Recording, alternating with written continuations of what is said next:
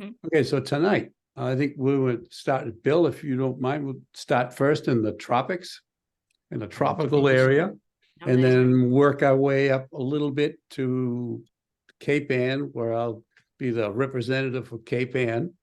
And then we go further all the way up to Quebec, where Andrea can talk about Les Escoumins and show the marvels of that area. So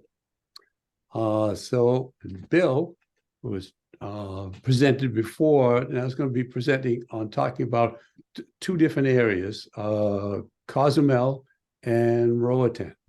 So two areas more or less in the same area in Central America. And just, well, I'll turn it right over to you, Bill. Yeah, thanks. Unfortunately, I didn't think I have enough from Cozumel, so that's why I wanted to include Roatan also, at least some. So anyway, I'm shooting Olympus TGs and also playing with a new wide-angle wet lens and a OUI strobe, which isn't TTL. So I'm playing with a lot of different stuff. So some of this is good. And also you were talking about software. So actually I created two short videos with, it's redundant, but video and stills using Microsoft Clipchimp. So that's what I'm going to show right now. And I can show a few other pictures like the ruins and stuff individually. So I guess now I click on share. Okay.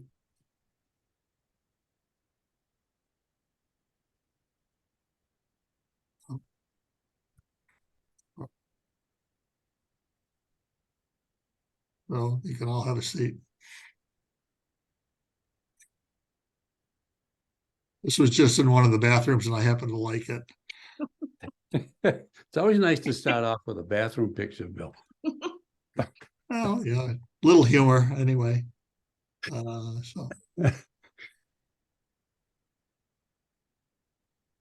wait a minute. This is the fish clipped. So I can stop it if anybody has any questions, but otherwise it'll just run and it's like 4 seconds per clip.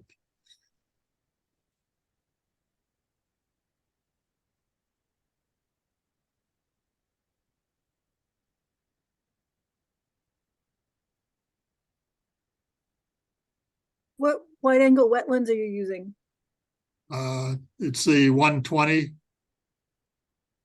So it doubles it from 30, from 60 to 120. Okay, yeah. The backscatter one? Yes. M52, cool. So I just have to make a bracket for it. So if I take it off underwater, I don't have to just leave it hanging on a tether.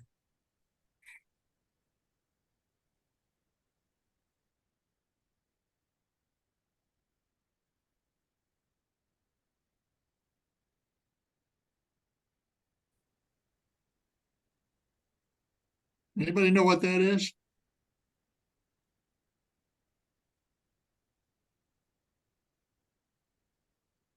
Maybe like a whatever transition, like between juvenile and adult tang. Well, that's why I was thinking blue tang, but I can't find any indication that they're striped, even as juveniles. Yeah, that's weird. So I'm not type sure. of hamlet? No. Well, maybe, a but tang, it looked like but a blue tang. But I did not get it identified. Matt Sullivan, I see you here, but you're muted. Do you have an idea on that? And this was a schoolmaster with fishing at night. I'd say blue tang. Yes.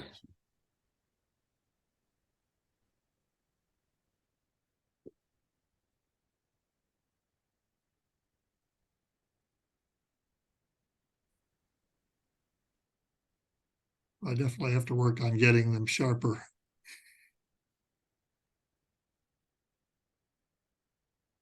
This was a feeding station. I was trying to get feeding stations. Oh. Or cleaning stations, excuse me.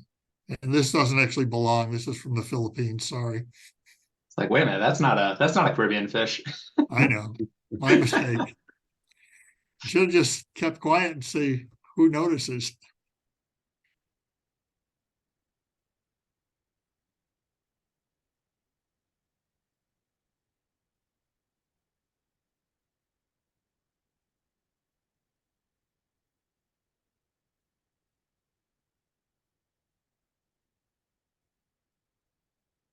I've never seen one of these splendid toadfish before, so. And this isn't very sharp, but I was trying to get them kissing or whatever they're doing. Should have done video.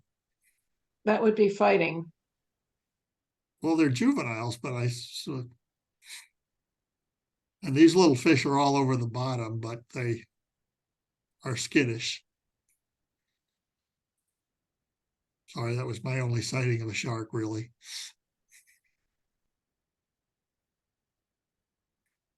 And this was just to show the huge school just swimming along.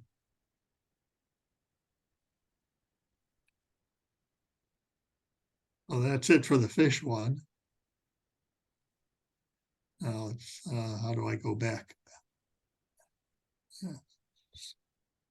Bill, do you have a picture of that blue tang looking fish with the stripes on it that you can just go to as a still? Yeah.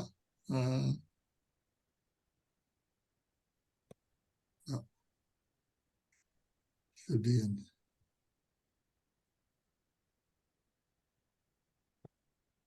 Oh, sorry. Is that at night? Yeah. So that's what another thing I was wondering if it was like, oops. Sorry.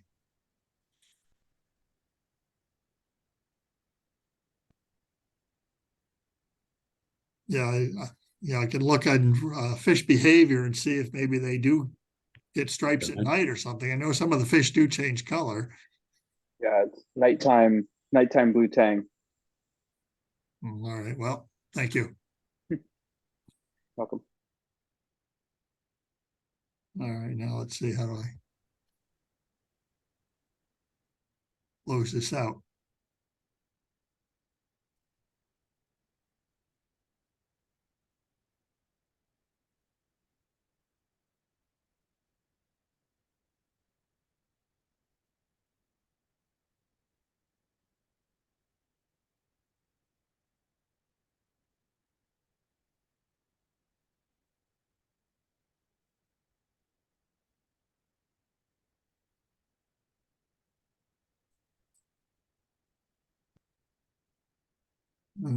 This is the non-fish.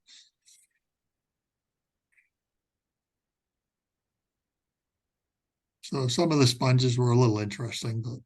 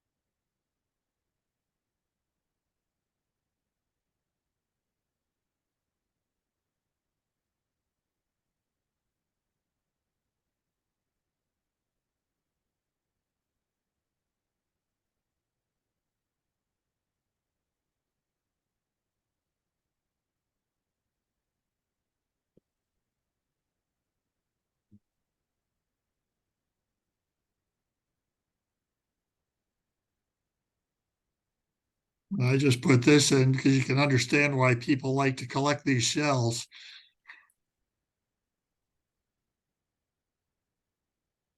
And we didn't see any do any night dives where we saw the basket star, so I found that one during the day. But of course, not out. Now, what in the TG6, what mode were you to getting some of the smaller shrimp? What were you using though? I think I didn't have the wide angle lens on at the time for those.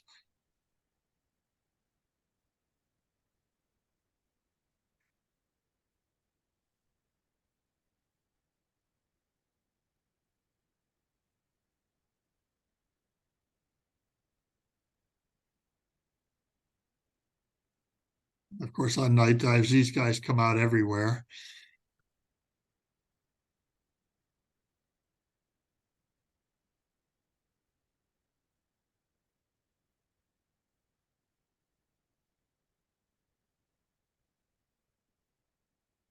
So that crab in the sponge, that was during the day? No, they're all at night. You hardly Oh, see okay. them during the day.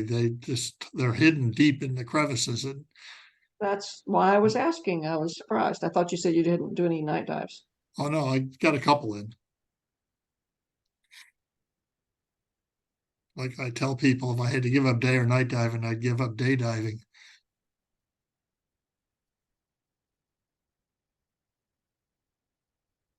But I do have to work on stabilizing my video. I know I've said that before. Well, This I'm not was sure you'd be Roatan, a I'm dive not sure that you'd be I such found. a fan of night diving when you have a shark that walks up, swims right up to you in the dark, and you turn the flashlight in its face, scares the crap out of both of you. Well, I did have a large fish swim right by me at night, within inches of me, and I didn't know it was there. So it was I had one startling. go right into my face in the dark. That's a nice eel. But I've never been attacked by anything at night, so I'm not too worried about it. Startled, yes. Yeah. You taste like chicken.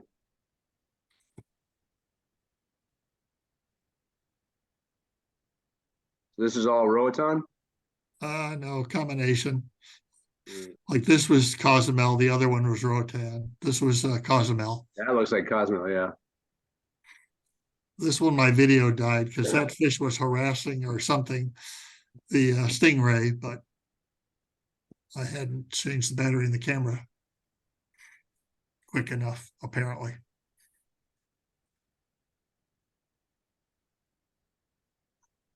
They still do drift diving at night like they do during the day? No, these were all right off the, we Off didn't the do any land. drift diving. There was no current by the place we stayed. Right. But we did have some rough weather, so they canceled all the diving later in the day on one of the days. So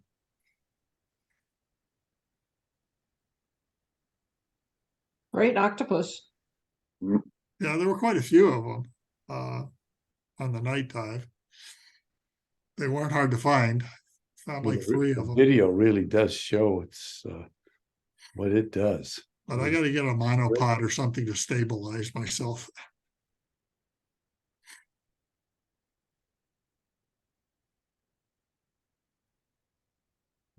Fairly cooperative too.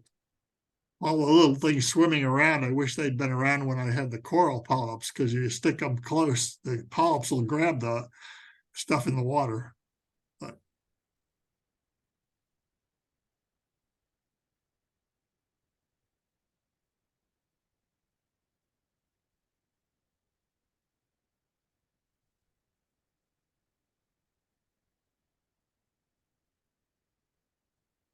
and this gray angelfish I just took because it was just having a ball swimming back and forth through the diver's bubbles.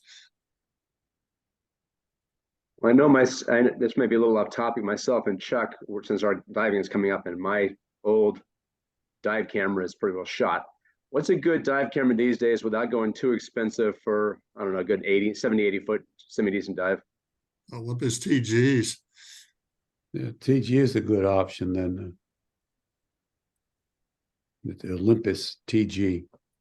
Try not to let my wife know what I'm spending money on.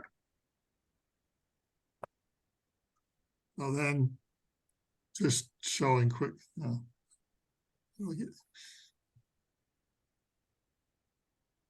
Thanks for the info on the camera. Well, Andrea does great with it. I know, and I've been shooting. Some of these are good, some not, but it's a fairly easy camera. It's great for macro. So let's see. So this is the resort in Cozumel. Let's see.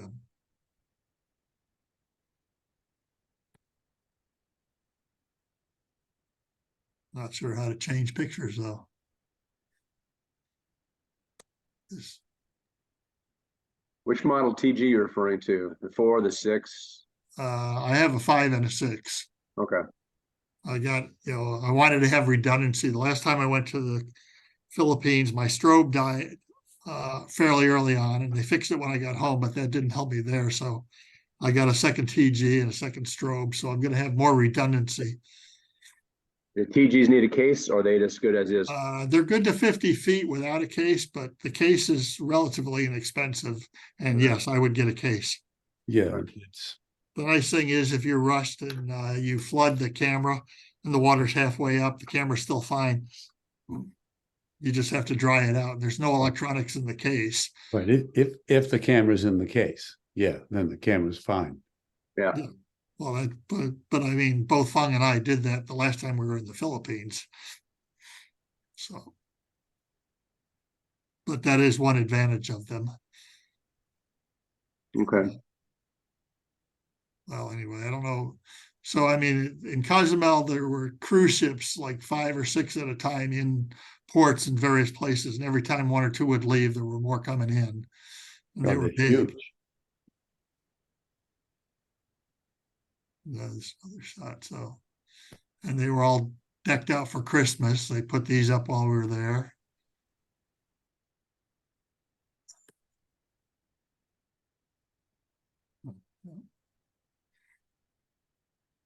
And if there are Mayan ruins on Cozumel you can visit, there's plenty on shore too if you've never been, but these are right on the island. It's easy to get to them.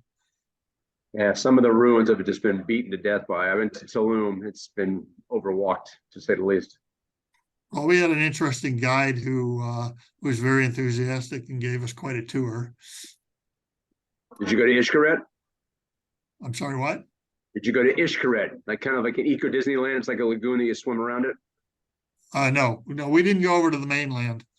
Okay. This was just on Cozumel.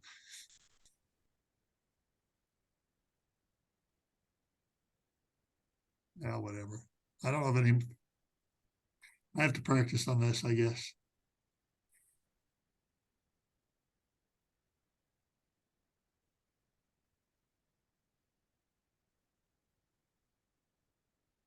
So that was our guide. Nice guy. Apparently went to school for it. There we go. Oh, well, never mind. So they were really, when we first got there, this whole courtyard or whatever was filled with people, but we were just tired and hungry at that time on Saturday. But they really were decked out for Christmas. Well, anyway, I guess that's about it for Cozumel. I don't know if anybody has any questions or anything, or Which strobe did you say you were using? I have the YSO3 from I'm drawing a blank, but I have an OUI strobe which has it takes 18650 batteries. It's also a 700 lumen light. And it recycles in 0.85 seconds, even on full power, but it's not TTL. So one is TTL and one is not. And I just have to adjust the set. It's got 10 settings for light.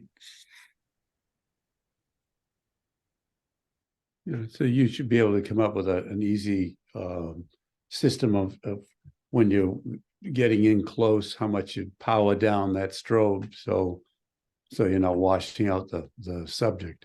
Right. I just have to Yeah. practice all that and get used to it. But I like the strobe. It's very small and compact. And like I say, it takes rechargeable batteries and recycles very quickly if you're shooting a lot. Well, anyway, I guess that's, unless you want to see, well, and if nobody's been to Roatan, this would be just a couple of quick shots. There's one. Where did you stay in Roatan? Anthony's Key. So this is shooting from the island where all the residences are. That's like the restaurant and everything over there.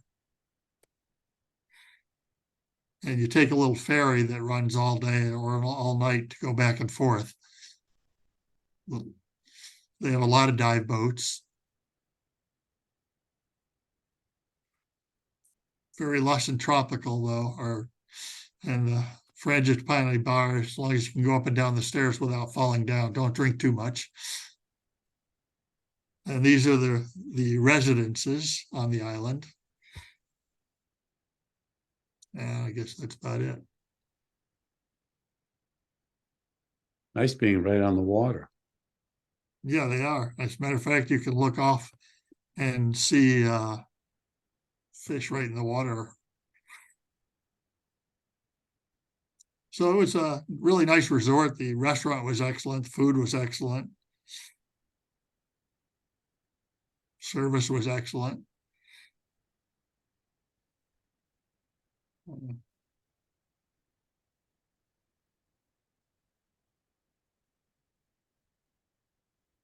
Well, unless anybody has any questions, I don't have anything else, I guess, really. Well, for your first time using that, the wide angle on that, we got some, some great shots with that. Well, thank you. Some are good, some I like, and some I'm not very happy with, but that's the way it goes, I guess. But that's what, always starting off with new equipment, it's always a little, it's a road uphill. So. Sounds like a good excuse. I'll stick with that one. Okay. But no, you had some great shots. A great video sequence of the octopus. That was great. Like I say, I just have to work on stabilizing it. All right, well. Okay, does anyone have any other questions on? I do. Bill, what setting was your camera on when you took still shots? Well, usually most of it's the macro mode. So the micro mode they have on the camera. Not a microscope, right? The macro mode. Yeah, well, microscope. A microscope mode. Okay. Yes. And you use just one flash or two? Usually just one. I have a video light on one side set up and then the strobe on the other side. I may have to try to see if I can get two strobes on there at the same time, but then, get a Y connector or something like that, which I don't have right now. Mm-hmm. And also probably maybe longer arms to try to space the strobes out a little farther. Mm-hmm. Very nice picture. Thank you. Yeah, very good. Very good. Very Thank nice, you. Bill. Well, gee, thanks. So I stop sharing, I guess, right? Yes. And then, so now we're going to work our way up a little bit further north to Cape Ann. So this is, I'm going to screen save.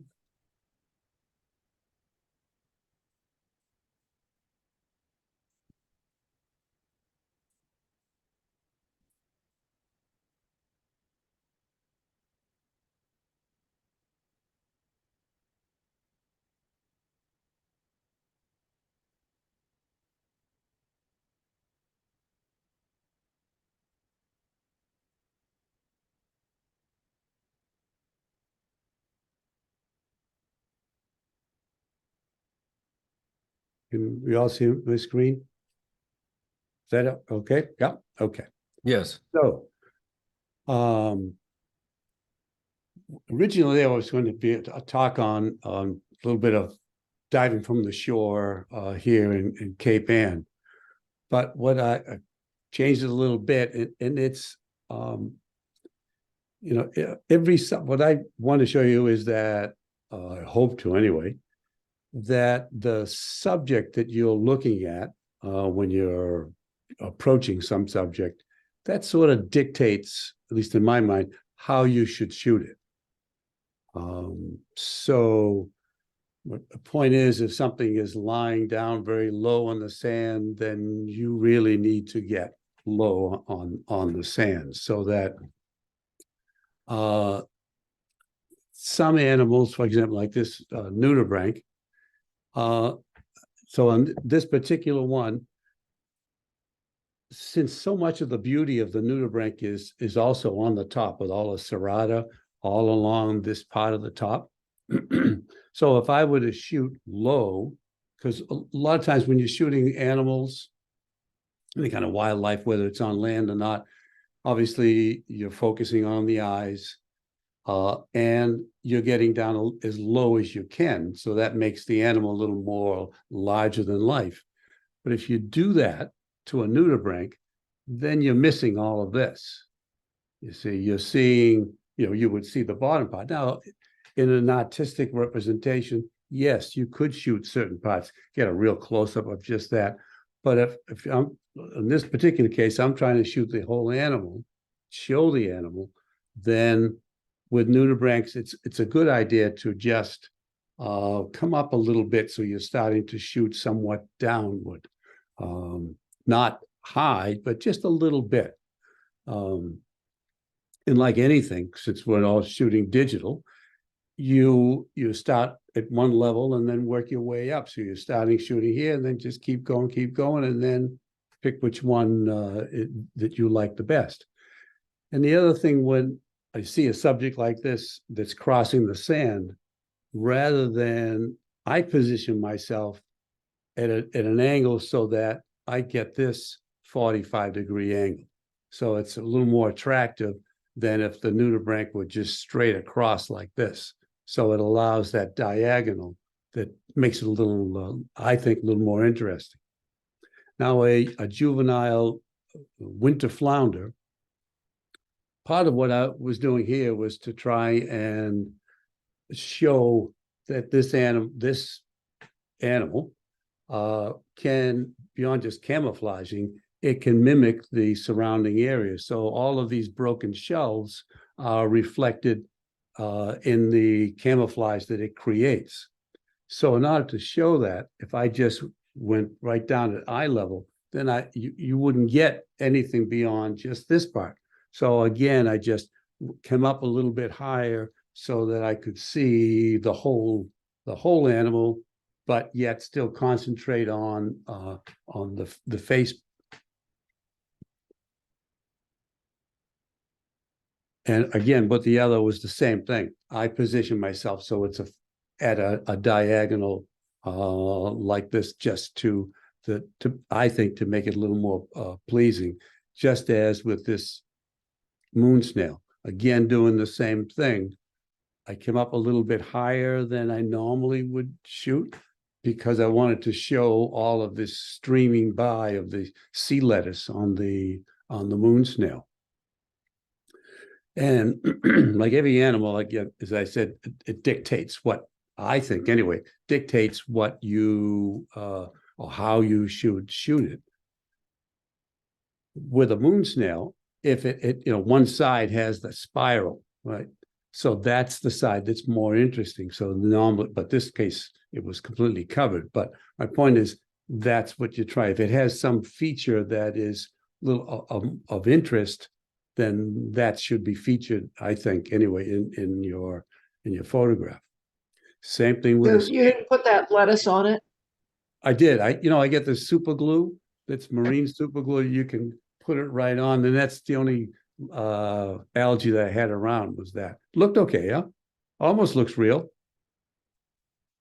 Looks great. And here's the winter skate. I think it's a winter skate. Because winter skate, little skate are kind of tough to tell. And it's the same thing.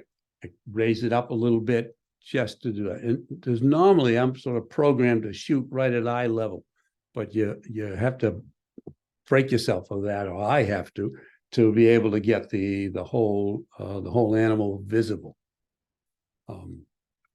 Because very often if I'm shooting, I'm thinking biology. I'm trying to get the animal to show a representation, not so much an artsy way, not that there's anything wrong with that, and I do that, but if I'm trying to get the animal, then I'm trying to show all the features that make a skate a skate. What kind of lens are you using for the fish portraits, Andy? It's a zoom lens, and it's one that is it's a 35, it's actually 24 to 85. And it's when you click it on macro mode, then it's a macro lens, a macro zoom from 35 to 85. And except less if I'm shooting nudibranchs, I have that on almost all the time around here because it's so versatile. Yeah, you give up. You don't have real wide, and you can't get real close. But everything in the middle, you really can take advantage of. Good, nice. Andy, what brand is that lens? It's a Nikon lens. Thank you. Yep. And so now for these creatures, this next few, I'm right at eye level. And this is a long wrist hermit crab, very small, in a little yellow periwinkle. But I basically put the camera right on the sand so that I could shoot eye to eye with this. And for the lady crab, because it was showing me that it wasn't happy that I was there, what I wanted to do was just get down as low as I could, but still show some of the top, which I think is interesting, part of its carapace. But just to be able to show, if I shot it from higher up, then the effect of having these arms stick out like that would be sort of gone. So, and with a sea raven, again, this is a little bit lower. He was up on a rock in Folly Cove, and then so I got down a little bit lower and then positioned myself so that then I could get a diagonal here, but get as much of the animal as possible. And also by going at an angle, it allows you to fill up a larger amount of the image with a head, as opposed to if it was to the side, then you're trying to get the length of the animal. This part, yeah, in my camera, it's out of focus because it can't focus all the way down to here. It gets the crucial part, but it doesn't really make any difference the way I feel, because your mind fills in the rest. It's it's a fishtail. It doesn't make any difference whether it's every single ray is sharp. It's just this part here. And I'm not saying that's the only way to shoot it, but this is what I'm trying to show you what I try to do. And there's a juvenile black sea bass. And we've all had this situation because they're very curious when they're juveniles. And, if you stop in any one spot, they'll come right to you. And sometimes they'll just have the dorsal fin will be down. And so with a lot of different fish, that once they're used to you being there, and if their dorsal fins are down, if you slowly, and I may have said this before, if you slowly raise your hand, so going up slowly, as if you were threatening this fish, it will respond by raising its dorsal fins. And other fish will change their coloration. Like if you, those of you, if you're going to the Caribbean and you see the peacock flounder, those little blue eyes, those spots, they will become more intense. If you raise your hand up quickly, forget it, the fish is gone. And all you have is your hand in the water. But if you do it slowly, again, it's perceived as a threat, so it's counteracting that threat with its threat of its own, in this case, raising the fins, or in the case of the flounder's colors become more intense because it's trying to frighten you off. So something to try. I mean, it doesn't work with the fish. Sometimes you slowly raise your hand and the fish leaves. Well, in that case, you try it with another one, but I find that it does work. And again, I position myself at the same thing, not at quite as much of a 45, but so that I'm not shooting it broadside. Because for me, that's not as appealing. Now, when I said that each area will dictate, an animal will dictate, well, this is the weather dictated that I get my butt inside the car because it was 4 degrees, 4 below zero. And it was brutally cold. That's all sea smoke that's coming up off the water. We just started throwing a land picture in there. Now there's squid eggs. So there's 2 different ways of looking at squid eggs. All right. So with this, what I was trying to do, and like a lot of you that shoot in New England, in the summertime, spring, summer, fall, you see piles of squid eggs. So you all have, like me, you get a bunch of pictures of these. So if it is in an area with a poor background, like say an ugly background, I don't even bother to shoot it. Now this one was up on a bit of on a rock, and there was nothing behind it. So that allowed me to side light it. So I put both strobes coming from the sides, which number one creates a little more texture in here, but it allows this area to go dark. Okay, and that's what I was hoping to get with this. Now the other was, number one, is what the sand is being reflective. It's not going to be dark. But I was trying to show how sort of the biology end of it, where how these the squid will deposit their eggs right on the bottom, right in an average area. So here it is attached to some seaweed. So in this case, I didn't try to sidelight it that much and to darken the area, because I wanted to show what it was. But so one area, you're trying to eliminate everything and just have it stand out and show the texture, and the other one where it is, where it's located. Hey, Andy, how many squid are involved in creating this number of eggs? Well, I don't know. They do communal depositing of eggs. So there'll be many of them together, not necessarily at the same time, because there'll be one that will come, a female will come and deposit her eggs on an existing patch of eggs. I mean, just like the further north, the waved whelk, they will deposit their eggs communally. Some will be just one whelk will lay eggs. At other times you get 4, 5, or 6 or more all together, all depositing eggs on a rock. So in this case, it's hard to tell.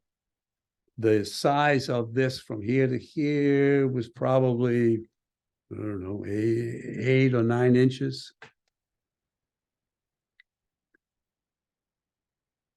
Now the sand dollar, this is some of these are now shot from a different way. I shot this straight down on it, which is, you don't really shoot things straight down because you really lose a lot of the features. But the feature that I wanted to show here was all the texture on the sand dollar, so that I shot it straight down and then put the strobes off to the side so they would just pick up and create or accentuate some of the texture of the sand doll.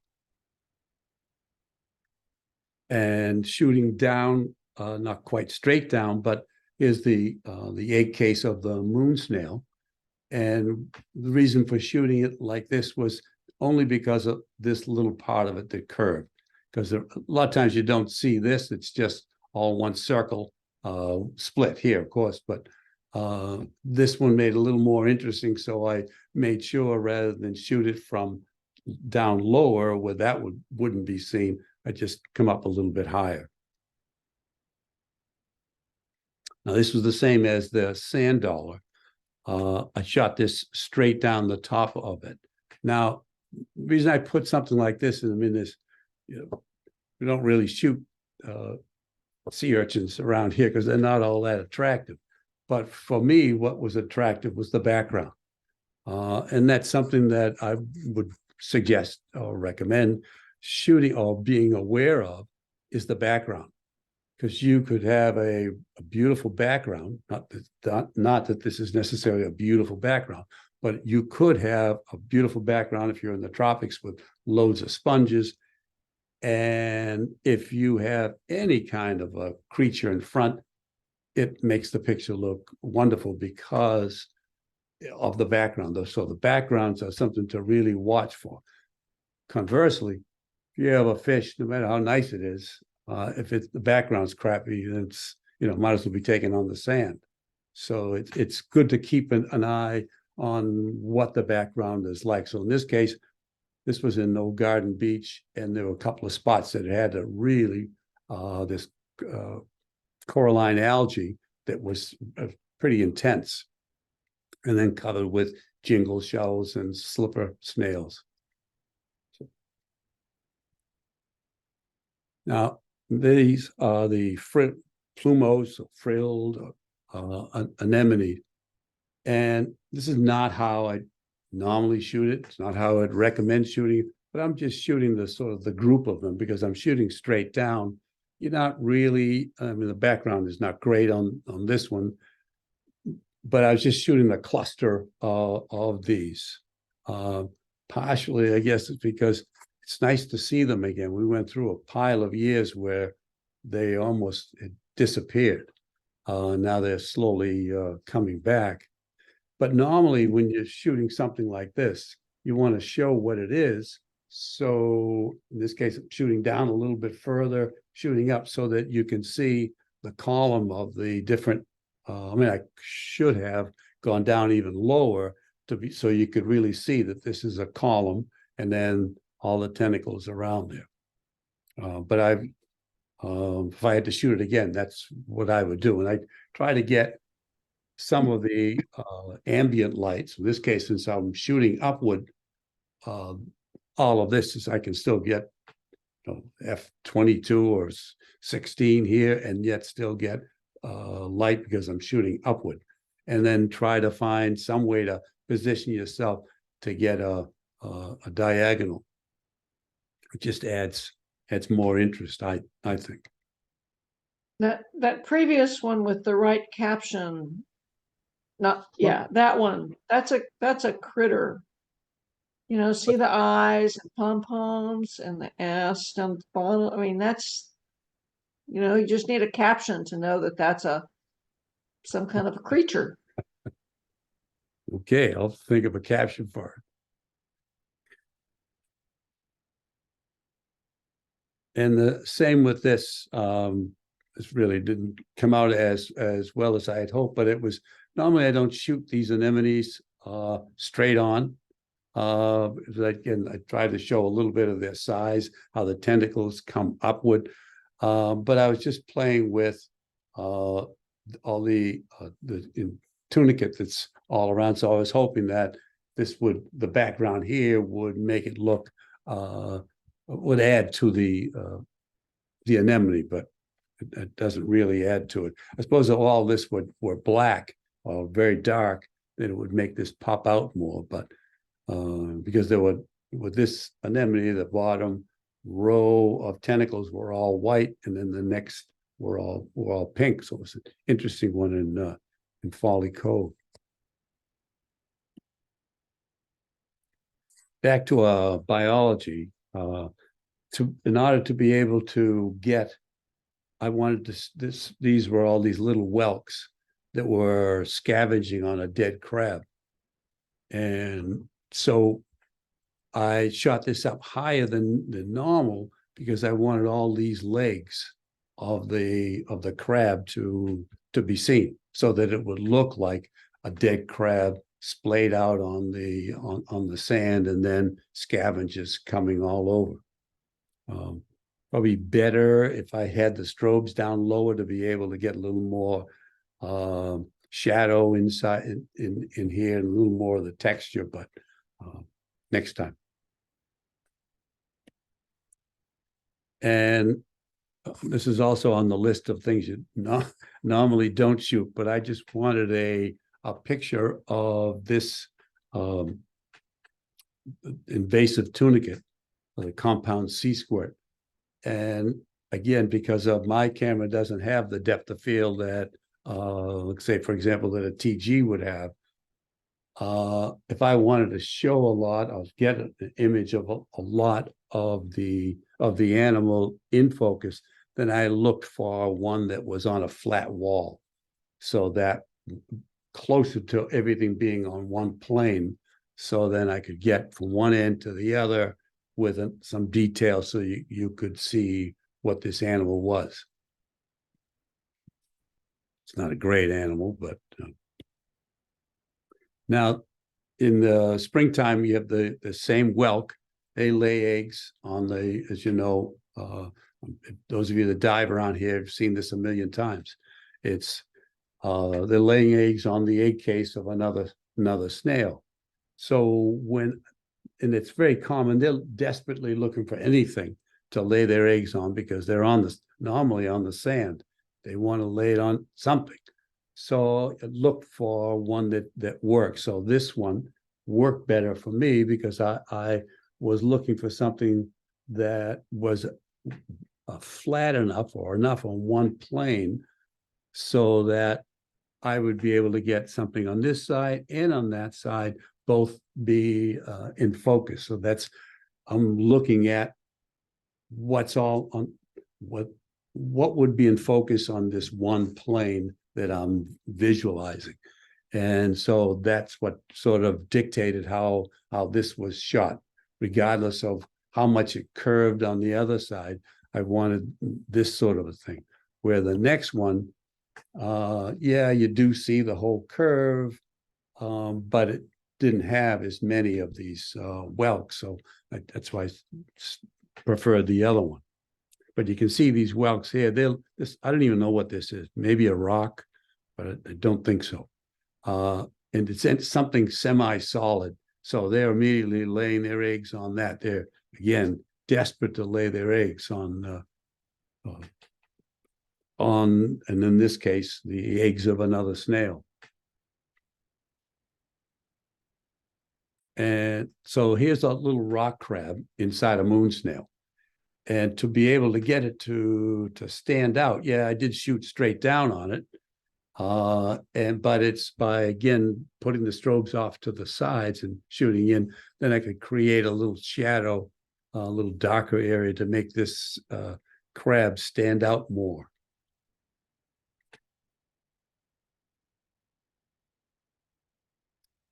And this is, it's a, I guess you call it an invasive. It's an introduced species. It's an oyster.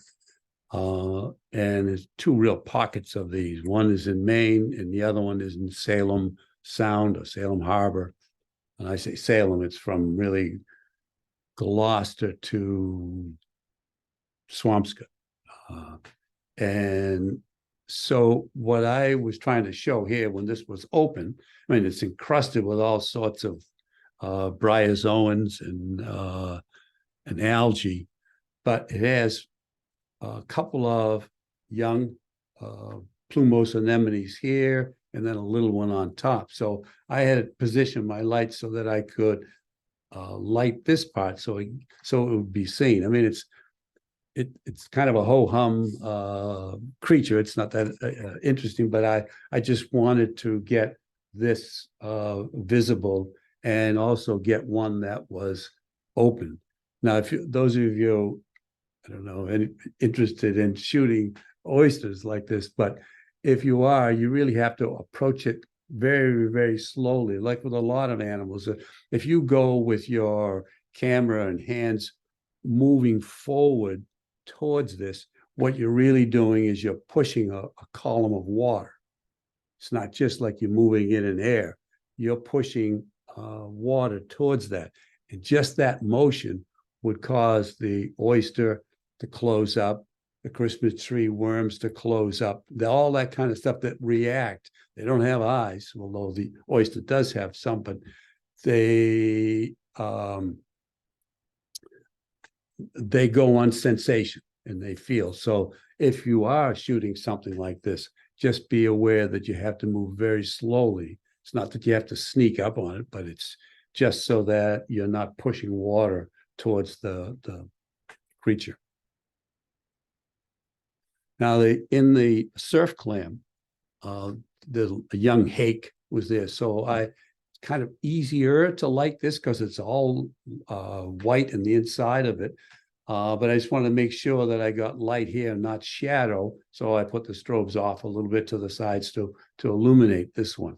So you could see the young hake. And the same with this hake. So here's this. I knew I could get this crab because he wasn't moving. But I wanted the light to come on the hake that's here so you could see it. So that eliminated holding the strobes up a little higher. Remember, as I said originally, it's the subject that dictates how you're going to light it, how you're going to hold your camera. So in this case, you can't put the strobes up no matter how high, how much you like to put it in one position. If you want to light this, you really got to lower the strobe a little bit to get that to be lit. So when you do that, I mean that's really tough. You've got the sand and the shell that are going to blow out with the strobe. Do you take a picture and look at it and adjust things and take another one, or you just know? Well, I remember one that the strobes are a little ways away, and then I'm looking at the histogram. If I'm blowing something out, then I'll just move the strobes further away or cut back. I mean, most of the time I'm at f/22, so usually, or I lower the ISO. So that I'm not going to, because if I'm at, like, say, my ISO happens to be at, let's just say, pick a number 400. It's not usually, but let's just say, if have the strobes out far and I'm still burning it out, well, then by reducing the ISO, I'm essentially, I'm just reducing the amount of light that's going to be hitting the subject. So are you using TTL? I'm TTL on the strobes, then the camera's set manually, but I use my strobes at TTL, on TTL.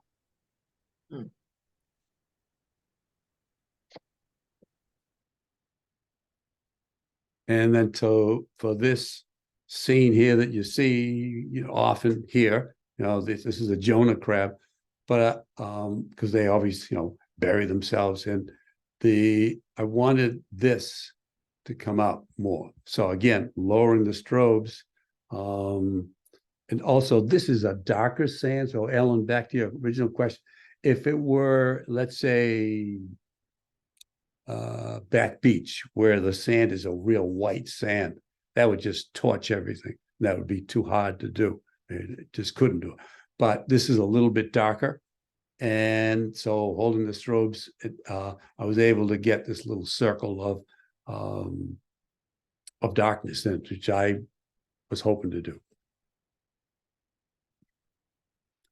And crabs, this is another Jonah crab. And those of you that photograph around here, we all have 4,000 crab pictures, and I have the same 4,000. But this one was so pinkish that I had to shoot it. And so I got down low so I could get it, see this part. I didn't care about the back of the carapace, but I just wanted a face shot, and the fact that it stayed motionless like that, and then I could play with the claws, but mostly it was the color, because they very often are just this drab like this, but this one was strutting around in a purple lake, so I really wanted a picture of it. So, like, how many pictures did you take of that to get the exposure so perfect?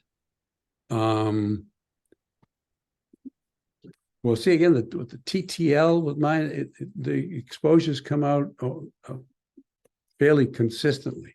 I mean, there's some, it's not, everything's not perfect, but I don't know, offhand, I probably took 3, 4, 5 pictures of this.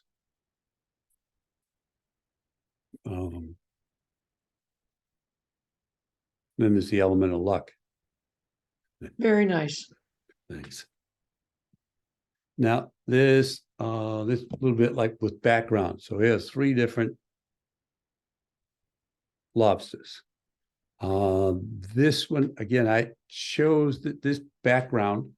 First off, let me say, and I know that I've said this before, unless a lobster has yellow or orange, I don't even bother to shoot it, unless it's like, 2,000 pounds or something.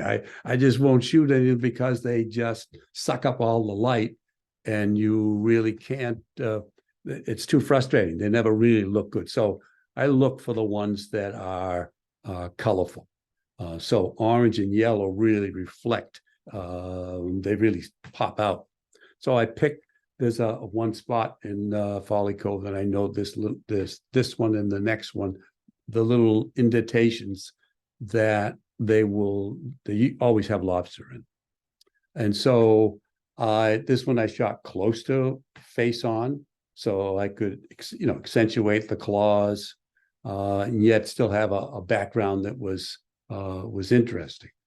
Now the next one was one that I know that the crevice, it narrows down very, very quickly, but it goes deep enough so that by shooting it off to the side, I get a whole black area here, which makes this stand out more.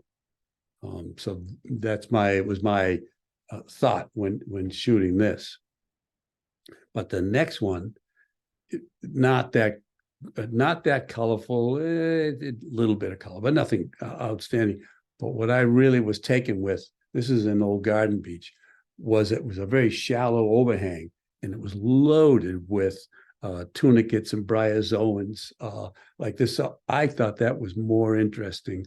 So I just basically had the camera almost on the sand, shooting at this lobster. And if you look at the other lobsters, they're certainly prettier than this one, but for my eye, combination of this with this kind of a background was what I was hoping for.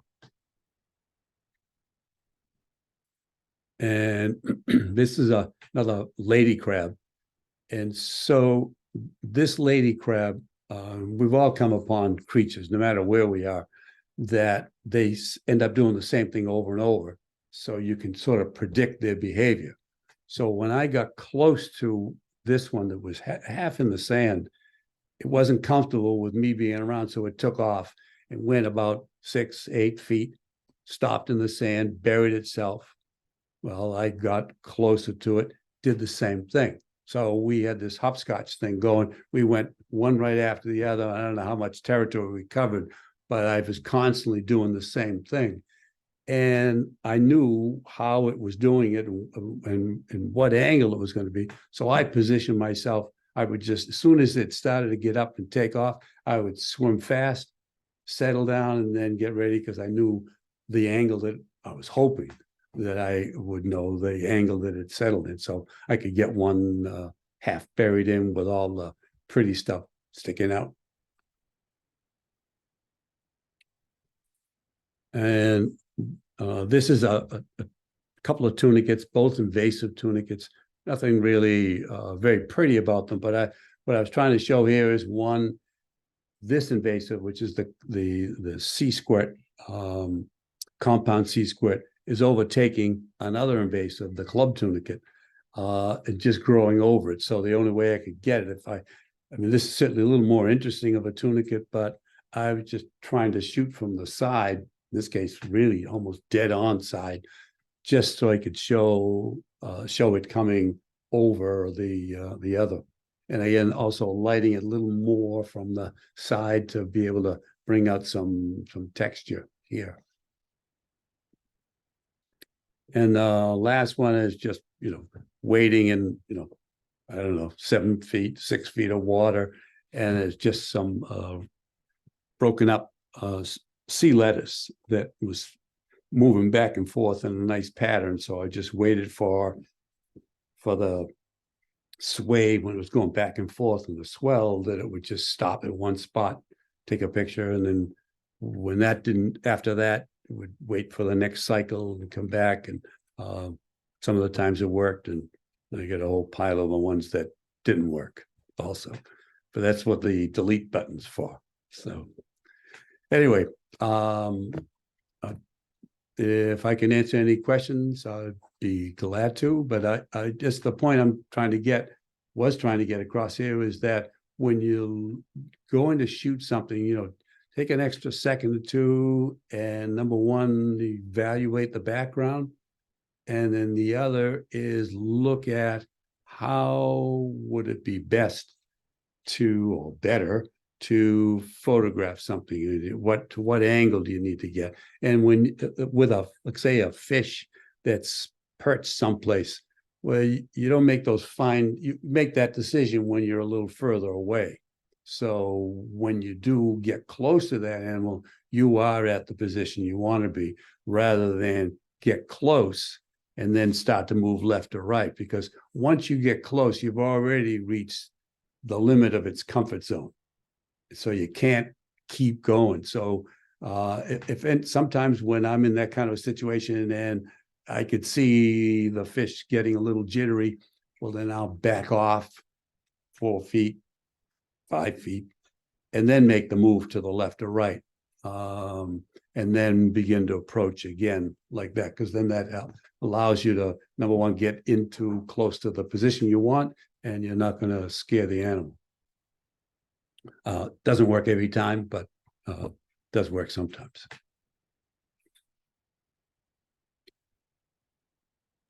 So, if we don't have any questions, then We do, Andy. How often do you? I know you have a setup, right? You have 2 flashes on both sides. Yeah. How often, or do you sometimes change position of left or right flash in order to achieve a different light effect? Not to squeeze them closer or farther to get the same shot. Yeah, I probably should, but I don't. Sometimes we'll move them in and out further a little bit. So I'm changing I'm always changing after if I get a shot that I look at in the viewfinder and it's close to what I like, then I'll try some of the variations. And that's something that I also would suggest, is that, let's say, any fish, a fish that's on, or anything, could be a crab or a shrimp that's in one location, and you're lucky enough to have it kind of calm and stay there. So you take some shots. Well, that's when, after you take what you think is what you were hoping for, that now go for the others. Come up a little bit higher, hold your camera up, shoot down a little bit, shoot to the left, shoot to the right. And then you can evaluate all that at home on your computer. But it's, you go for the one that you think is going to do what you hoped it would, and then afterwards play. I don't know if that answers your question. That might be an interesting topic for a future meeting. Let's see what you took and what you rejected and what you liked. Oh, okay. Yeah. I'll write that down. Yeah, good idea. Because I know that it's a lot of times I'll take So they're already on your computer or my computer, and then I, just keep clicking in advance 4 or 5 of them, and you see it's a little bit of a difference that it makes. You're looking down at the eye, looking down lower, higher, left, and it's, in one sense, it's sort of looking like a slow motion video, but you get to see just a little tiny change in your angle creates a whole different perspective. It sounds crazy. It doesn't sound like there's that much, but if you have in your photos at home, if you happen to have 4, 5, 6 pictures of the same thing taken at the same moment, the first same minute, go through them fast and see what the difference is that you're doing. And it's a subtle change, but it makes the difference between a picture that you say, it's okay, or one that you really like.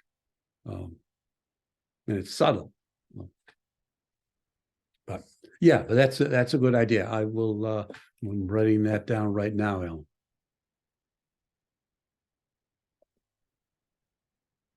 And that's why, in a way, it's not quite addressing what you're saying, but I showed some of the pictures that I wasn't happy with, because I was trying to show what I was attempting, and it really didn't work. I mean, it worked in my mind, but it didn't work when it finally hit the screen. So, okay, so now, if there's no other questions, then we will go into the cold, cold water. As we start moving further north to Quebec, into Les Escoumins, which I started diving there in the 90s, early 92, I think. That is one of the nicest spots in the Northeast. It's the marine life. It's definitely not tropical diving, but the marine life, as you will see from Andrea's photos, it's really a special place. So, Andrea, I will pass on the. Okay. Now, Right. what you do with it? Yeah. All right. So the bottom arrow is Boston. The top arrow is destination, Les Escoumins. So during the 12, 14 hours, I stopped at a maple farm going through Vermont. And on the way back, I went to a cheddar cheese farm in Quebec. So I broke up the trip pretty nicely. This is Ben and Mary. We're on the ferry going from the mainland across the Saguenay River to Tadoussac, which is on the other side. It's a free ferry. It takes about 20 minutes to cross. And here is the dive site. The building is the dive shop with nice parking. You can see I have an arrow on the left and then an arrow on the right. The right arrow is Bay of Anemone, and the arrow on the left is what we call the west entrance. And roughly underwater where the arrows are is a big line that'll go down, I don't know, maybe 100 feet or so. So you could, dive to the right or left, and then if you come back to the line, that's the entry or exit. Or you could swim to the other one, depending on the tide. So west entrance we use for an outgoing tide. And if it's not strong current, you can go back to the west entrance to exit, or just drift to the second arrow, which is Bay of Anemone. Sometimes you could just stay in Bay of Anemone, but on an incoming tide, you can actually drift around the corner and exit at the west entrance.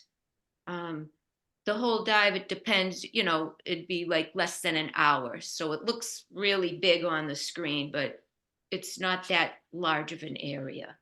Large enough. And I recommend it doing the dive with somebody that knows the area. Here is the dive shop underneath where that garage door is. You can get tanks filled. The wheelbarrows that are towards the right are there for people to use to bring the equipment. They have tables set up, rinse tanks, hoses, and then inside men and women's bathroom with warm showers that are big enough that you can walk in with your gear. If it's cold, you don't even have to bother taking your stuff off. But the air was mild this time when we were there last October. And I usually go with Ben and Mary with their club, H2O. And this is the shop that's open that you can use the facilities. And here is some club members, Patrick, Renee, and Marie. And this is Bay of Anemone. And no, they didn't go in the water that day. It got very stormy. They decided it was best not to dive. And pretty much the beginning of the dive is all of the polar sea stars, lots and lots of green sea urchins. And they're always a good opportunity to photograph because they're always moving around.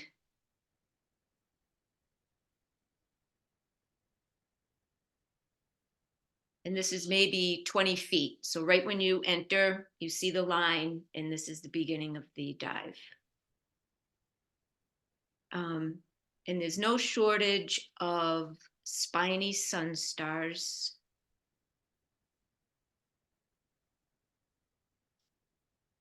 All sizes. That's a rather small one. Smooth sun stars.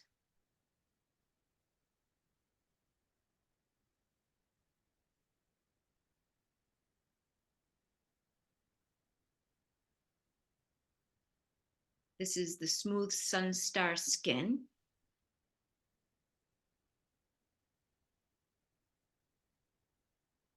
Another spiny sun star.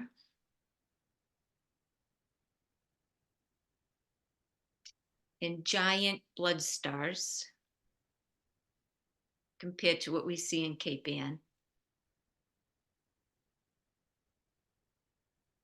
Brittle star, which was out during the day, and that was rather large.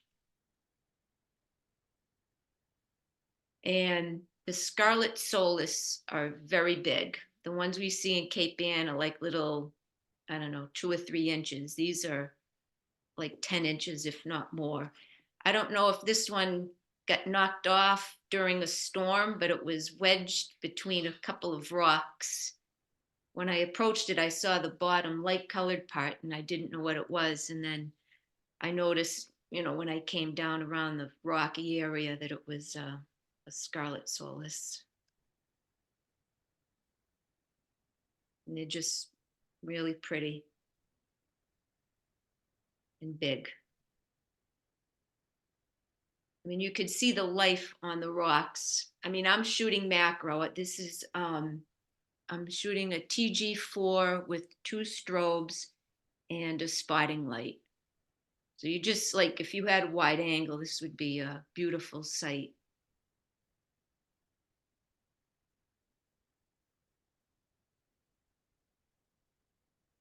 The start of a little scarlet solis. And you could see on the bottom is sea cucumbers.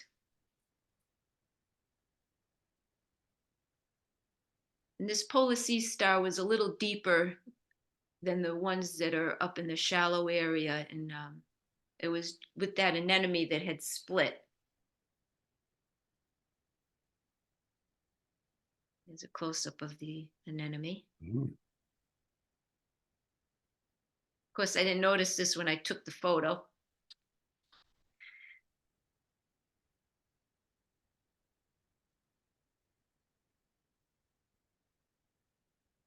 Yeah, if you could video this whole site, every single rock is covered in something, be it frilled anemones, soft coral,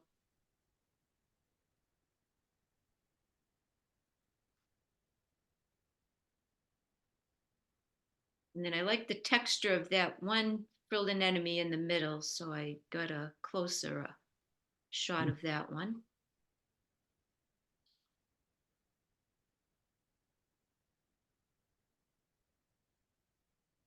Different angle, looking up. And then this site, both sides, the west entrance and the Bay of Anemone, has these knobbed anemones, lots of them. And they're fun to shoot.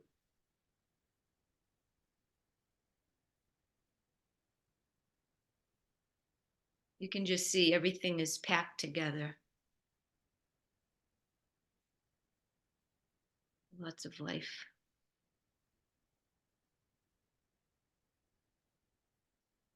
So Andrea, all of this is with the TG? Yes, and this is just one day, one dive. We planned on more. Well, it looks like you didn't need it. Well, I was figuring this was going to be like a shakedown dive, you know, going to some place that I haven't been to in a year. So I was just firing away with hopes of getting in more dives. And the northern red anemones up here, I don't know what it is, but they're giant. Except for these. I usually don't shoot the bigger ones because I have the macro on. So I'm always trying to find the smaller northern red anemones. They had a different texture.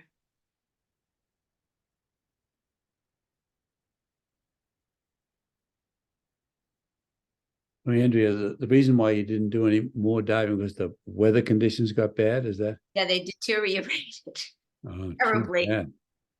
Oof. Ben and Mary's tent, well, they have a trailer, but their awning on their trailer blew off. There was another, because we were camping, there was another person's whole campsite just flattened when they were in it. It was bad. It was like whatever that hurricane that came up the coast, we didn't really get affected, but we got the wind. I think it was in, you know, in Massachusetts, and then it basically followed me up. So luckily we had this one day. But you can just see the life. If you look around in the crevice of the rocks, is like all kinds of brittle stars and everything, giant barnacles.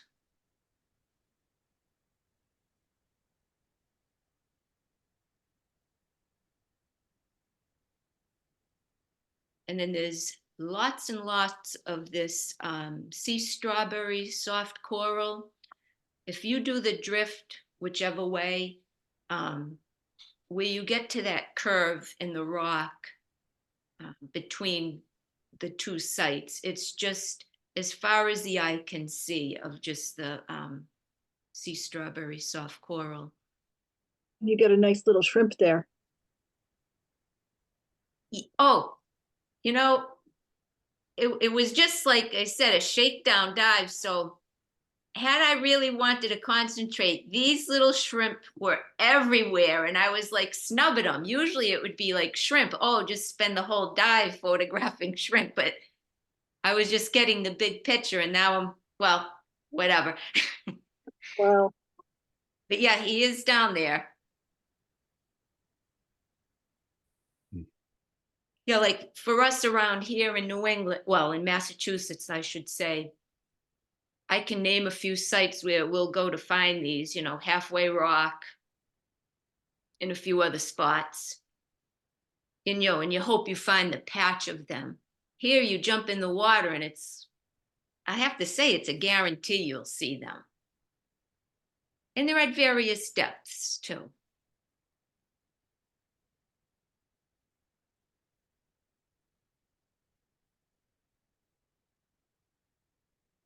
Last year I took a video of the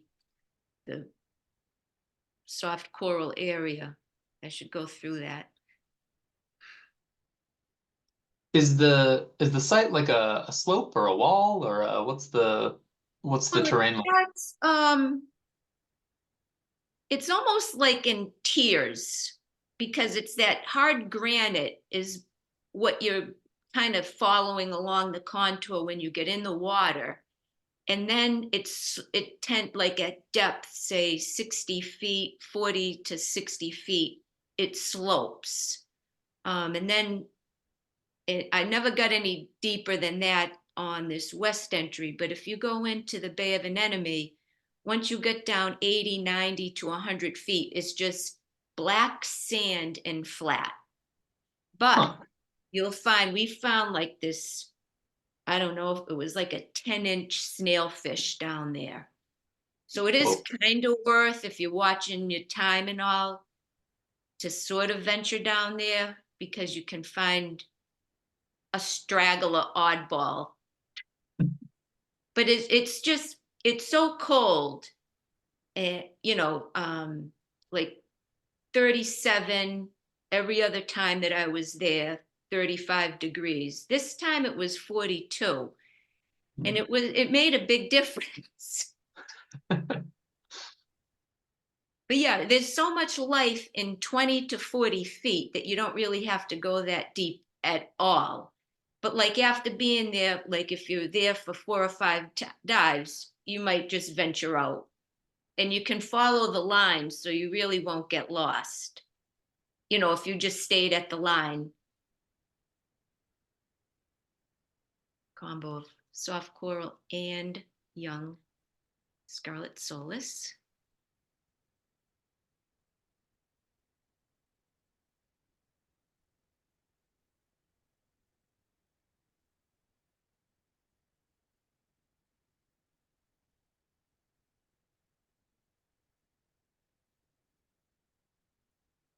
And last year, if like we looked a few times inside of these, and there were little, like the size of a pea snailfish, very, very small.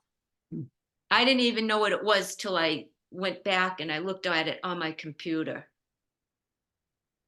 So it's always worth, you know, kind of taking your time looking at the stalks.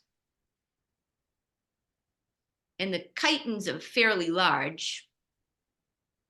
This was just a ho-hum chiton picture, but what caught my attention were those 4 little egg-shaped things to the left-hand side.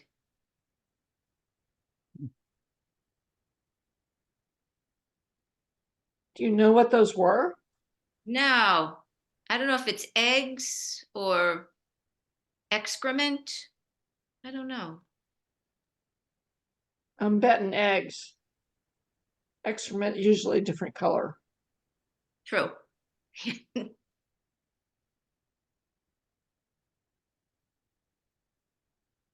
Last year I found a yellow chiton, all bright yellow.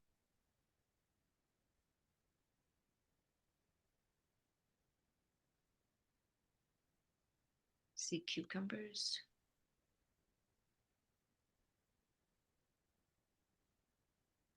I mean, you can see how large this is just by the tentacles. It was giant. What is it? Sea cucumber. It's like the back end, it was buried into the boulders.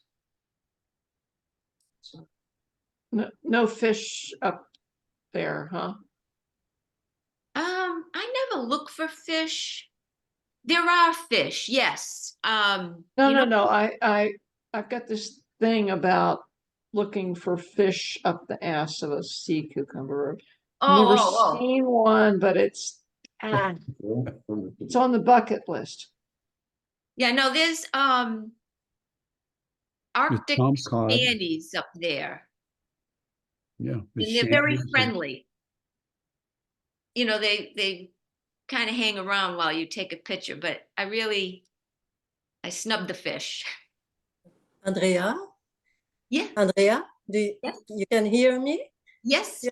About the question about the fish, well, there's not a lot of fishes up there. Well, we saw once a cod, or there is the shellfish, the eelfish.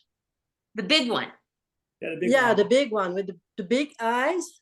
And also there are the sebast, Oh, You yeah, yeah. the little red fishes. Wolf. And what And about the art- tuna? Huh? Wasn't there a tuna last October? No, Yeah, people. tuna? No. Yeah, some people said they saw one, but On the surface? on the surface, yes. Yeah.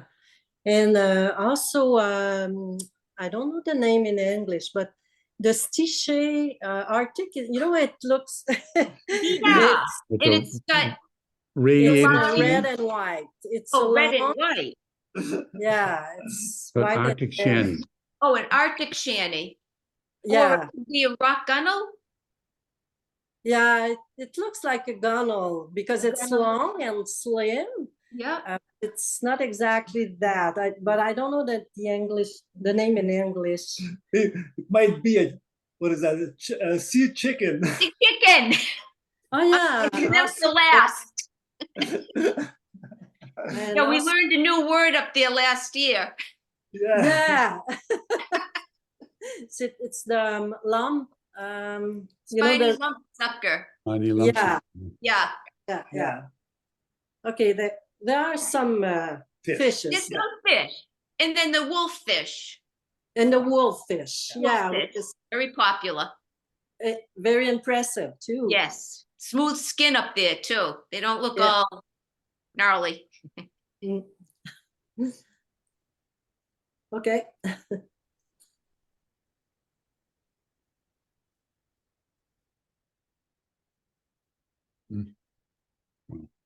That was a nice combination between the sea peach Beautiful. and the knobbed anemone, scarlet solus, and Polis sea star. Yeah, with the wide angle, you could really get some nice shots. And this was a giant sea peach. I like the detail inside.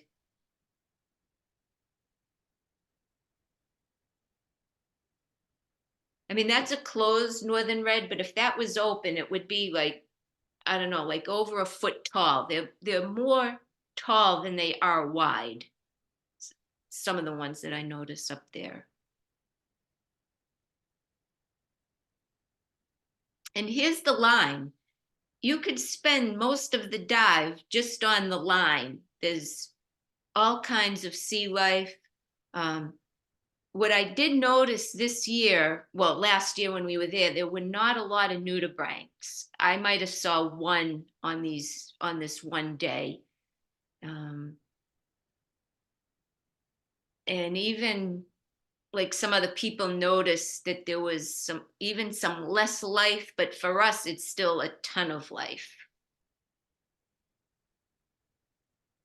I mean, just look at the mussels encrusting that line.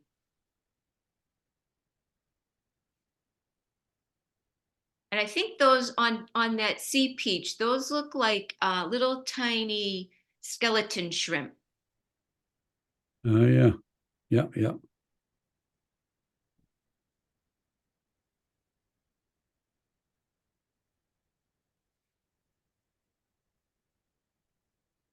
Yeah, just very rich.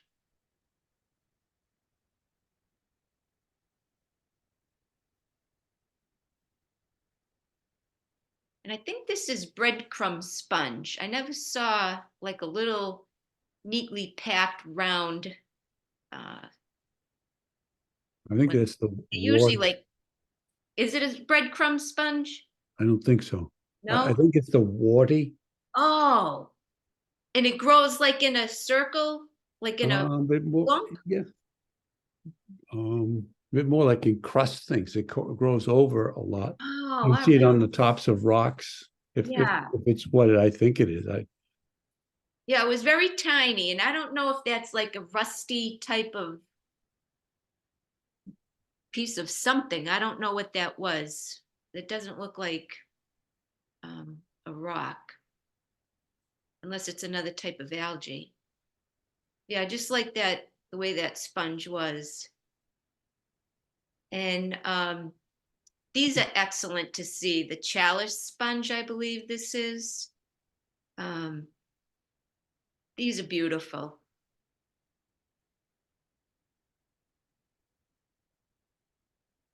Here was another one, and I don't know if you can see, there's a couple of, I don't know if that's an isopod on the top middle section. Oh, the hedgehog. Hedgehog. Yeah. Yeah. There might be another one in there. Yeah, they're pretty big. And I do not know what that is. I don't either. I did a double take. I think it's some kind of a sponge, but I don't know what the. And this was You know, on the west entry side, right in the front. Not Wow, too deep. Great shot too. Right? Thank you. And then I was very surprised to find this wolffish. And there's the one little lonely nudibranch to the right of me. So when it was cold, we just did the dive, came back, and I kept thinking that night, I'm like, wow, that poor wolffish was missing teeth. But lo and behold, it wasn't. Whoa. He has teeth, but he just has a big space. I didn't know if he was chewing on something or what, but when I looked, I'm like, no, that one's beautiful. And there's the sea chicken of the sea. Yeah. There was a girl up there. It was her first time diving there. And I think she was in a wetsuit. Yeah. Yes. And she was just so excited. So I says, oh, so what did you see? And she says, oh, I saw a chicken of the sea. And I was like, because in in French it's a poule chicken. The mer, so from the sea. of the So sea. it's a like it's a translation, but it's a direct translation. That was funny. Yeah. Yeah. Yeah. That So this looks- one here was cooperating. That looks like what we would call a frogfish in some tropical waters, I think. Yeah. It has feet on it, right? Well, it's got a suction cup on its belly. Are they not? Okay. It looked like they had feet on It does the look, bottom. it does, Jim. It does. And I get about as exciting as when I see a frogfish as I do one of these. So it's on that same level. Yeah. It was a great photograph. I mean, perfect exposure, perfect focus. Thank you. And you can see how small this is. I mean, I've seen some that were basically just hatched sometimes where the tail wasn't even uncurled. So this one here, that's just a normal size green sea urchin. And then this little guy, it's like a little tiny, like eraser. Well, bigger than an eraser, but they're small. Andrea, I think that those are called, I just searched sea whips anemone. Sea whip anemone? Whips, yeah. Really? WHIPS. WHIPS, yes, sea whip anemones. I'll have to keyword that. Oh. Learn something new.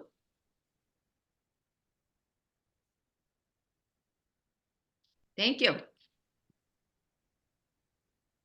So I usually find these doing a safety stop. So like 20, 15 feet, search around the green sea urchins, and there's a good chance you'll find one.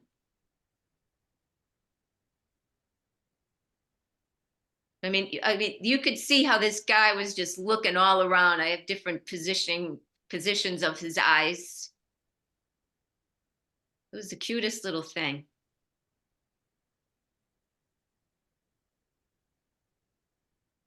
Definitely cooperative. He was she? is that a tail injury? Like it just doesn't, like it looks like, No, you know what, too, Brian? See how they oh, keep yeah. that tail? That when Oh. they're born, they're like a little knuckle. You know, they look like that.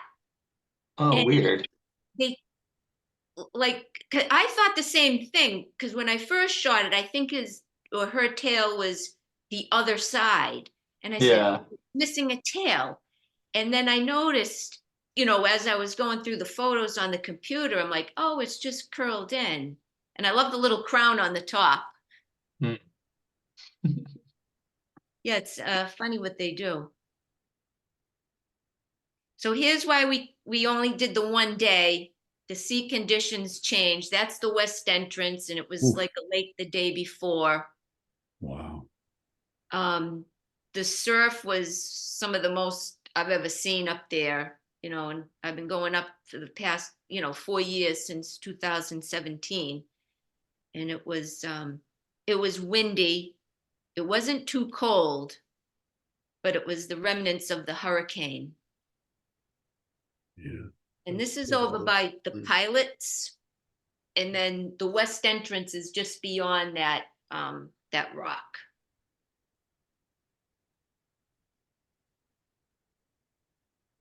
So the following day, it rained like torrential rain. And then this is the third day. I just went out and just took photographs. We walked the beach. Mary was showing me different mushrooms. Those are shag mushrooms. The bottom flower is, it's like a 2-inch growing dogwood, so Cornus canadensis. They're very nice. I've seen them growing in Deer Island at Cancat. That's a campanula. I'm not sure the variety, but bluebell. And then I did a hike in Tadoussac on the way back, and it was really nice. They have all these paths that were easy to navigate through, and you can get on like a lookout that you can see the Saguenay and the St. Lawrence. And it was a beautiful fall day. Again, some more Cornus canadensis and a little red squirrel. The lichens and the moss was crazy up there. It was like a little elfin forest. And there were several of these red squirrels, and they were gathering like leaves and stuff, probably to build a nest for the winter. But I've never had one stay still for me. And this is at the campground. Boston, Mary pointed this out, and Ben, they stopped the car and they said, oh, look, this sign. So at the campground, it's 822, is it kilometers? I think. So it's a long way. And then the ride to and from is just beautiful. And this is on my way back after I got off the ferry. I just happened to look, and I should have looked earlier, there was a double rainbow, but I was able to at least get one shot of the guardrail and the rainbow. And that's it. Beautiful Les Escoumins. Nice. Beautiful shot. Very nice. Thank Yeah, you. Very nice. And from 1 day. 1 day. Wow. We were lucky. It was a good Great day. pictures. Great. Yeah, thank you, Andrea. photos. Yes, thank you. Thank you. Very nice. Wow. You drove 12 hours for 1 day of One dive. dive. Looks like it was worth it. It was. But It yeah, was. yeah, definitely was worth it. No, and even just the hiking afterwards, you make the best of what you have. For sure. And it was nice just to walk around. But it did it. So, Yep. so can you or Andy comment on, or whoever, comment on why the growth is so phenomenal in the colder waters?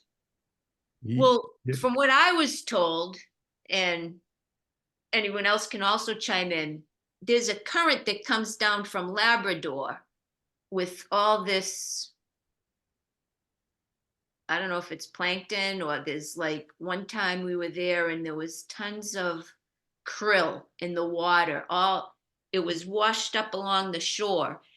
So it's very common to see. We saw one day, not this trip, but last year, a pod of 30 beluga whales going right by where the dive shop is, like if you overlook the cliff. And what it is too is I think the front of that drops down to like 900 feet. So there's that big upwelling with all the nutrients that just engulf that particular area. Yeah, because that current that comes from the Labrador current, it comes down the coast and it's deep. But like Andrea says, there's a couple of spots where there's an upwelling, and one is right there at Les Escoumins, and that brings up all the nutrients, and even then goes into the Saguenay, which that's why the Saguenay sometimes has some really weird stuff that's only found in the Arctic. It's just because the plankton and everything came down the current and then just worked its way in there. But part of your question, I think, Ellen, was, why the cold water? Because cold water can hold more oxygen. And they're, of course, being the basis of the whole food web. So you think of cold water, rich, all the plankton that's coming from the rivers, coming from the St. Lawrence and all the other rivers, bringing nutrients, cold water, plus all the little other phytoplankton, zooplankton. So it's a real soup. So the visibility is not the best, but marine life is outstanding. Yeah. And you don't have to jump in the water and look for stuff. It's all right there. Yeah, if And you that's can't why find people- things there, you got to clean your mask. Yeah. Yeah, you can see from one dive, it was just boom, boom, boom all over the place.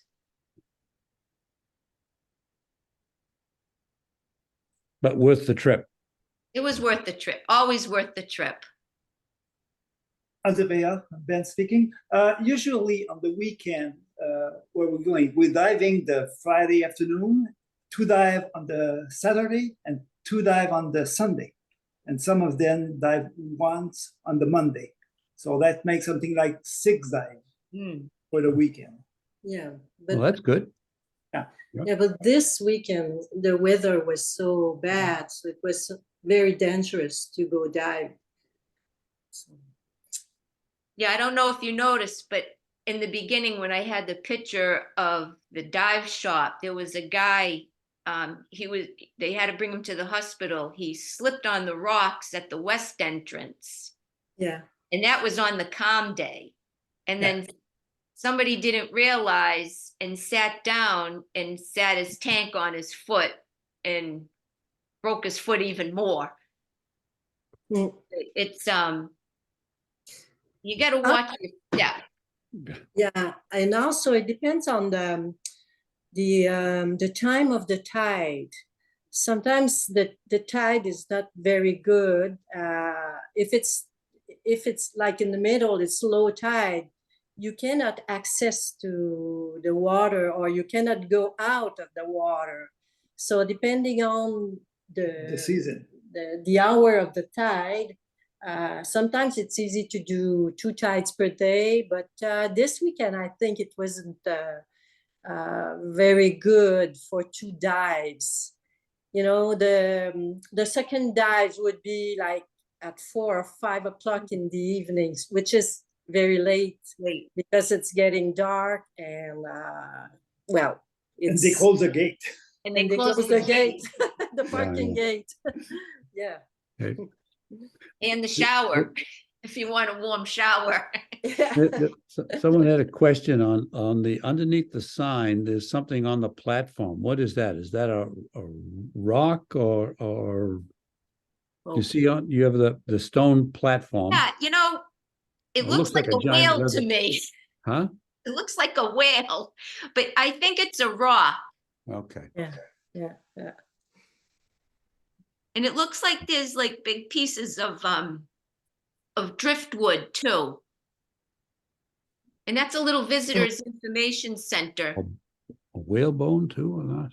Well, anyway, you know, to cut this short, this, if we're running way over, and I know Matt's had a long day, so want to thank everyone. Number one, Bill and Andrea for your presentations. They were great. And the rest of your suggestions. I appreciate the ones you have already given me, but keep them coming. So send them to Matt or to me. I would, so we'll talk about it, but there's some great ideas. And so with that, I say thank you. And we kick off 2024, our first one. So thank you all. Thank you, everyone. Oh, I'll save my vest for next month. Oh, wait a minute, hold on. Get the vest on. Come on, I forgot. Okay. Sorry. All right, just so you know You why want a drum I'm roll or showing anything, this. or are you just gonna, do Pardon? you want a drum roll for? Oh yeah, drum roll. Yeah. We did a little segment was it November, on different things that you would bring traveling and, you know, how to pack. So I made this vest for my Philippines trip. I don't know if you'll be able to see it, but it's just a regular vest that I got from work. And it's got, you know, regular pockets. But what I did was I got the inside and I stitched on the back with this, it's like curtain material. So I was able to fit all of my camera gear because my carry-on ended up being like 30 pounds and I'm only allowed 7 kilograms or seven something or others. But I was able to get everything in here. So if there was a problem, which I really didn't have, but I did wear the vest and it was really heavy.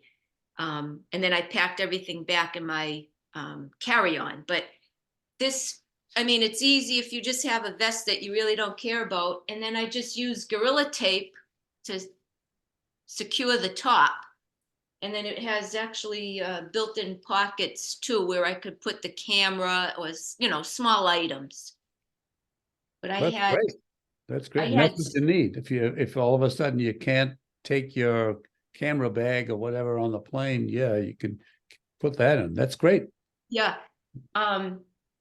You know, I always wanted to get one of those vests, but of course, you know, it was last minute and etc. But I just whipped that up like 2 days before the trip and it came in handy. Good. Very good. And the price was right. All right. Again, thank you all and Thank you. see you next month.